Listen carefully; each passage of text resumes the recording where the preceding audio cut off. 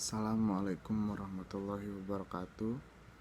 Perkenalkan, nama saya Raffi Zakwan Hanif, NPM 2341101 dari kelas manajemen 23A.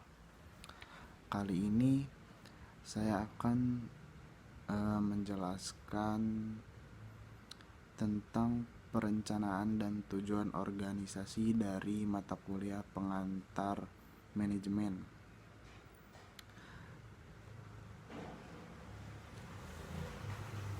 Manajemen kinerja, supervisor dan karyawan berbagi tanggung jawab. Terdiri dari perencanaan secara proaktif pekerja dan pengatur harapan.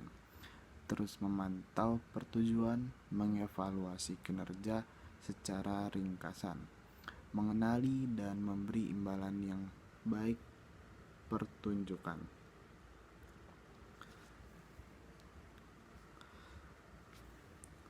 Pentingnya perencanaan. Merencanakan pekerjaan menetapkan harapan untuk hasil di masa depan.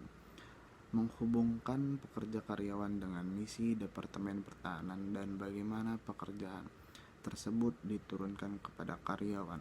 Meningkatkan kesadaran akan harapan dan hasil, memberikan rasa kepemilikan terhadap rencana tersebut. Menciptakan pemahaman yang lebih baik mengenai kinerja dan evaluasi standar. Kinerja perencanaan. Fase perencanaan kinerja yang efektif merupakan hasil keterlibatan karyawan dan atasan yang memberi kesempatan masukan karyawan dalam menjalin komunikasi dalam pembentukan pemahaman bersama tentang ekspektasi kinerja dan tujuan organisasi sepanjang siklus penilaian kinerja.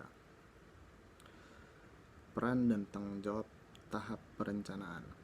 Karyawan mengidentifikasi elemen dan standar kinerja yang dapat dicapai bagi mereka sendiri, memberikan masukan kepada atasan mengenai rencana kinerja.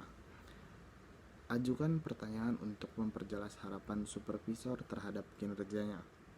Pengawas menyusun daftar tugas, menetapkan elemen kinerja yang sesuai, menetapkan standar yang dapat diukur dan diukur, mengkomunikasikan rencana kinerja yang disetujui kepada karyawan, dan bagaimana ekspektasi kinerja terkait dengan tujuan organisasi.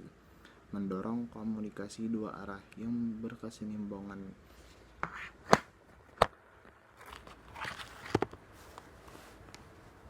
dan bermakna.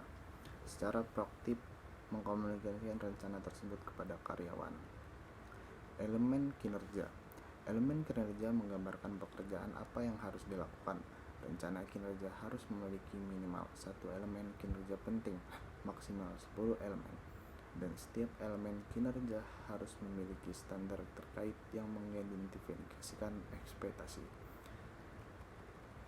Standar menjelaskan bagaimana persyaratan dan harapan yang terdapat dalam elemen kinerja harus dievaluasi. Ditulis dengan menggunakan kriteria SMART. Harus ditulis pada level sepenuhnya berhasil. Untuk setiap pertunjukan elemen, hindari menggunakan standar absolut, misalnya 100% selalu atau tidak sama sekali, kecuali penting bagi kehidupan dan keselamatan. Apakah standar tersebut dapat diterapkan? Apakah supervisor dapat menggunakan standar untuk dinilai pertunjukan? Standar harus menentukan yang pertama, kualitas, kuantitas, ketetapan waktu, efektivitas biaya. Standar harus jelas menjelaskan faktor-faktor yang akan dicari oleh supervisor dan seberapa baik faktor-faktor tersebut seharusnya dilakukan. Dapatkah supervisor menggunakan secara efektif data dikumpulkan? Jika pemantauan kinerja pada elemen kinerja terlalu mahal atau memakan waktu, standar tersebut mungkin perlu diubah untuk memasukkan standar yang lebih mudah dikelola. Apakah standar tersebut dapat dicapai? Apakah ekspektasi tersebut masuk akal? Penelitian telah menunjukkan bahwa menetapkan ekspektasi adalah hal yang penting. Mustahil atau hampir mustahil untuk dicapai justru dapat menyebabkan tingkat kerja menurun karena karyawan cenderung memberi jika mereka menganggap tujuan tersebut mustahil. Apakah standar yang adil? apakah ekspektasinya tersebut sebanding dengan ekspektasi karyawan lain di posisi serupa. Menerapkan standar beberapa kepada karyawan yang melakukan pekerjaan yang sama tidak tampak di wajahnya sebagai adil atau sah. Mewajibkan peninjauan standar oleh manajemen di tingkat yang lebih tinggi untuk pekerjaan serupa di seluruh organisasi mungkin merupakan salah satu cara untuk memastikan kesetaraan. Apakah standar memungkinkan adanya margin kesalahan? Menuntut kesempurnaan tidaklah adil dalam banyaknya kasus. Sekian dari saya, terima kasih. Wassalamualaikum warahmatullahi wabarakatuh.